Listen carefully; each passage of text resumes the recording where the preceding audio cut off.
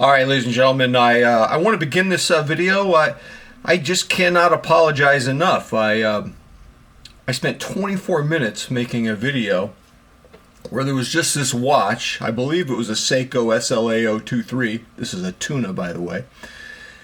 And it was just sitting on my desk for 24 minutes while I gave a presentation that had very little connection to that watch.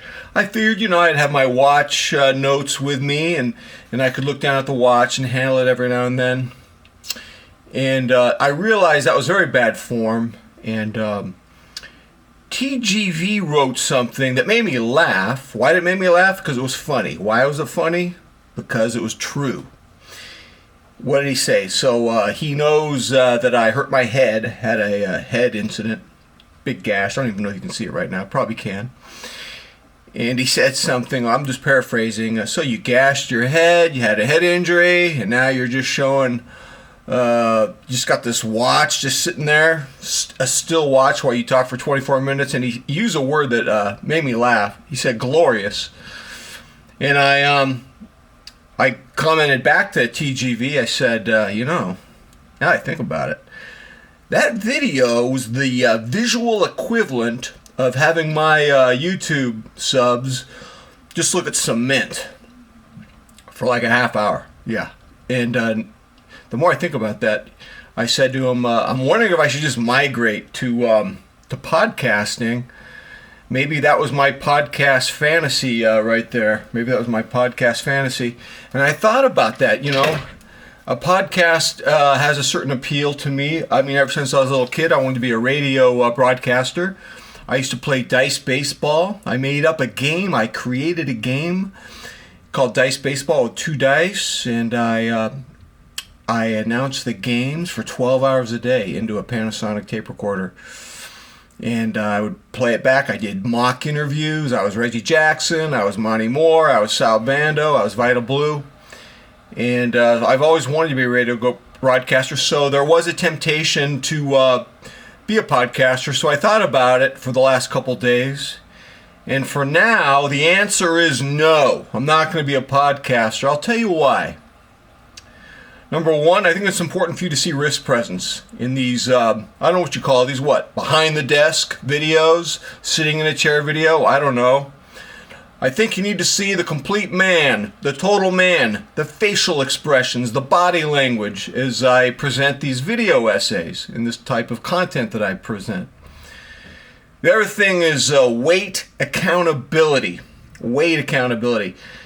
I think if I just did podcasts, I could just get fat because, you've heard of the radio body, right? No one's looking at you, you just get fat. So maybe it's just better if I continue with this format for now. By the way, I don't ever know if I'm going to have a YouTube channel because every video I make, and I confessed to this to you a couple videos back, every video I make feels like my last. Every video I make, there's a voice in my head that says, you got nothing else to say, you're done. Go home, drink beer, eat apple pie, watch Gilligan's Island. And So I want to let you see the complete body. I did cheat today. I went to for Mother's Day. We don't just celebrate Mother's Day one day here. It's a whole weekend extravaganza. My wife's actually at a comedy show right now. She'll be back a little bit. But where did I go? I went to Sweet Wheat French Bakery in Redondo Beach. Very high quality ingredients, ladies and gentlemen. The pistachio cookies, the dark chocolate almond salt cookies.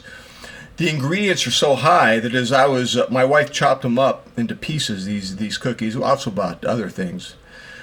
Too many pastries and croissants and everything. But anyways, as I was eating this pistachio cookie, which was insane, it tasted like a transcendent peanut butter cookie, I said to my family, I don't even feel like I'm cheating.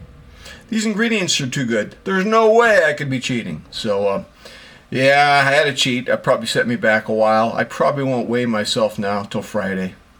So I had to cheat. But anyways, TGV said, he said glorious in regards to one of the worst videos I ever made, just from a visual standpoint. And by the way, I want there to be, I want something, speaking of TGV making that comment, there's something I want more than a really nice watch, than a Holy Grail watch. I want our lives to be chronicled in an animated TV show of the likes of the style of BoJack Horseman. I'd even go for King of the Hill, BoJack Horseman. And it would be called The Secret Life of Watch Addicts, which I think I wrote my best book about watches called The Secret Life of Watch Addicts. It's a novel I wrote about how us, a bunch of broken misfit toys, watch addicts, how we all meet up in Hawaii and we go to a watch meetup and a lot of crazy stuff happens. It's kind of a satire on the Wizard of Oz, but that would be the pilot. But I think it would be a TV show after that. There'd be the pilot movie and then the TV show. And there's got to be a scene where TGV, his alter ego, says to my alter ego, and he makes a critique about that video, and I want to hear him say the word glorious in the TV shows. It's perfect pitch of sarcasm for the TV show. You know what? I think I'll put, I got to remember to put a link to that novel, which is on Kindle, in this presentation. So I think I want to put that link there. So I apologize for giving you an image of a still watch for 24 minutes. You know what that's like? That's like when I was a kid, Channel 36 in the San Francisco Bay Area. Channel 36, during Christmas, you just have a Yule log all day long with Christmas carols. You just stare at a Yule log. It's kind of like what I did to you. It was about as exciting as looking at cement. So I guess I won't be doing that format anymore. I don't know. I won't be doing that format anymore. All right, so I want to talk about the through line, the common theme of the video content of this channel, and then I want to tell you how it applies to a book I started reading by Jonah Hari. He wrote a book called The Magic Pill. It's about him taking Ozempic, and I want to talk about Ozempic as it pertains to us watch addicts. Apparently, Ozempic not only curbs your appetite, but it can actually alleviate all sorts of addictions. We're just getting started on this whole Ozempic thing, and I need to finish the book. You know, what's interesting about Johann Hari, he's saying at the beginning of the book, you know, look, man, I'm not trying to sell you Ozempic. I'm not trying to tell you it's the right thing or the wrong thing. I'm just going to tell you my experience with it. What I learned is that these GLP-1 drugs, he compares them to the poison, the venom in Gila monster saliva. And it gets into your body, and your gut hormones communicate with your brain in such a way that you lose your appetite. And, you know, my watch channel is a lot about the appetites. Actually, if I look at a through line over the last 10 years, I definitely see a through line. One of the things I've chronicled for the most part on this watch channel is infatuation with watches. And I've talked about infatuation, the good and the bad. You know, I don't sell infatuation to you like you should be a cheerleader or a fanboy for Seiko divers or watches. I mean, I'm not a fanboy for Seiko divers or even for watches. I don't look at my enthusiasm or my infatuation for watches as something I should spread to other people. I don't think it's a good thing or a bad thing. For me, it just is. It's something that it's hard to say this, but do we really choose our passions and our obsessions, or do they choose us? That's one of the questions I ask. The other thing I try not to do on this channel, if I'm going to be honest, I don't pathologize the obsession either. Of course, sometimes the obsession can be self-destructive. It can cause anguish. It can do all that stuff, but that's an oversimplification. I think getting burned by our own passions is part of being a human being. It's part of the growth process. I guess what would be pathological is if we found ourselves repeating the same mistakes over and over and not learning from them. But one of the through lines is I've tried to really chronicle my enthusiasm, my passion, my love. God, that sounds My love affair with watches. God, that's pompous. You need to just look in the mirror and slap your face. That was pompous. Don't do that. So I've tried to do that. The other thing I've tried to do, and this sounds crazy, I don't think you can make video content for YouTube and look for attention. We may all want some attention. Terrible motive.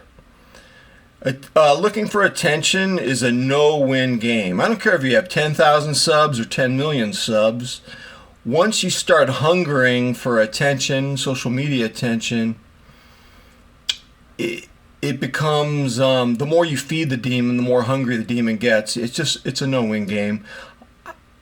That can't be my motive here. It can't be. Obviously, I want to be relevant. If I'm not connecting with enough people, and if I'm not relevant to a certain degree, then there is a point where I would have to assess that I'm wasting everyone's time, including my own, and now I would have to close up shop and shut everything down. But I think the real motive for me personally making these videos is that for me, I have this thing inside me called the crazy. The crazy. And the crazy is just what's that term for people whose minds are overactive? Is it called the monkey brain? Correct me if I'm wrong. Did I say that correctly? Is it called the monkey brain? Flying monkeys in the brain? I don't know. But some of us have this frenzied activity in our brain going on, and I call it the crazy for me. And by writing essays, whether in written form, and I do think in the digital age, I think the video essay has a very important place, such as this. But I think processing the crazy, giving shape to it, learning to laugh at it, as I like to call it, laundering the crazy, just the way a criminal launders money. Laundering the crazy makes it less overwhelming, and that's one of the primary motives I have for writing these video essays. Some of you are saying, McMahon, you're not crazy. And you know, if you say that to me, that I'm not crazy, here's my response. I'm going to say, I'm not going to argue with you whether I'm crazy or not. I just want to share something with you, and then you can make up your own mind. Along my watch journey, I came up with the Watch Potency Sheriff. This is a character I created. The Watch Potency Sheriff has something that looks like a Geiger counter, and he scans your watch box, and he's looking at the watch potency levels. Because you're watching this video, presumably on a Saturday, the day I make this, I'm going to give you a secret. I'm going to tell you some secrets about the origin story of the Watch Potency Sheriff. He has a real name. His name is Crispin Sapphire Link III, and he was inspired by a character from a movie with Sterling Hayden playing General Jack D. Ripper from Dr. Strangelove, and he's always saying, we must not compromise our body fluids. We must not do things to zap our body fluids. And the Watch Potency Sheriff is always saying, we must not compromise the watch potency. And so I created the Watch Potency Sheriff with a Geiger counter, who will be a character in our animated movie of our lives, The Secret Lives of Watch Addicts. And so take that for what it is. I don't care if you say I'm crazy or not, but I created that character. I believe I make these videos to launder the crazy, and that's just the way it goes. The other reason why I make these videos, and I believe looking for attention is a no-win situation. You know, one of the pioneers in social media, Andrew Sullivan, he has a podcast now. He used to be probably the most famous blogger in the early aughts, mid-aughts. And he wrote an essay in the New York Magazine called I Used to Be a Human Being. And he explains that when he was on social media in that frenzied search for attention, and he was getting lots of attention, he was miserable. He had to go to like a rehab intervention center up in the woods where you have to turn in your phone, and you gotta go through withdrawals and everything. And I'm convinced that for all of us, we're just fragile human beings, man. We can only take so much hedonic treadmill in the search for attention. For me, I have to launder the crazy, and I have to go through the essay writing process. And for me, the essay writing process is about exploring ideas and trying to give shape and structure to chaos. And this is very important. Writing bringing me to a place of the unexpected. If I have predetermined ideas of where an essay is going to go and nothing changes, that's boring, man. That's so boring. I'll just close up shop. But if things become unexpected, there are surprises, that's like one of the joys of living, you know. So that's another through line is the essay writing process in these video essays. And finally, man, if I have to be honest with you and look at a through line in my video content, I'm trying to manage my appetites. And my appetites can be overwhelming, and I don't blame social media for it. Social media has a lot to do with it, of course, but I take responsibility for my appetites, my desires, my hungers. I just had some delicious pistachio and dark chocolate salt almond cookie stuff going on, and you know what? I don't regret it. That really fed my soul. I don't do it often. Wow, what a splurge. But no, managing my appetites, you know, there's an analog between the size of my watch collection, which is 7 right now, and the size of my belly, my trunk, the adiposity in the trunk. I do believe there's an analog there. How well am I managing my desires? Americans aren't doing a good job of managing our desires. You know, the industrial food industry, according to Scott Galloway, it gets us hooked on industrial processed foods and sugars and everything else. And then it gets us hooked on the pharmaceutical anti-diabetes drugs that we need, which the industry created. And, oh wow, the statistics on premature death from being overweight and diabetes in Johann Hari's book, The Magic Pill, just devastating. I mean, even the best of us aren't doing a good job of managing our appetites. And so now, you know, the pharmaceutical industry has created these GLP-1 drugs, like Ozempic, and there are other ones, and they bring in this sort of like low-grade Gila monster poison into our bodies so that we're not hungry. And I'm fascinated that Johann Hari's taking this drug now, and he's saying in his book and elsewhere, I've heard him on some podcasts talk about it, he goes, I don't eat anymore. I'm not that hungry. I order a sandwich, take a couple bites, I got no appetite. Food seems gross. And so his appetites have been dulled. And I'm going to probably do a follow-up video on this because I'm fascinated by the idea that this drug could be used not just for our food appetites, but for addictions of various kinds. And I'm skeptical, man. I have a hypothesis about this. If you look at the novel Brave New World, the people in that futuristic novel, they take a drug to manage their emotions. And they're dehumanized.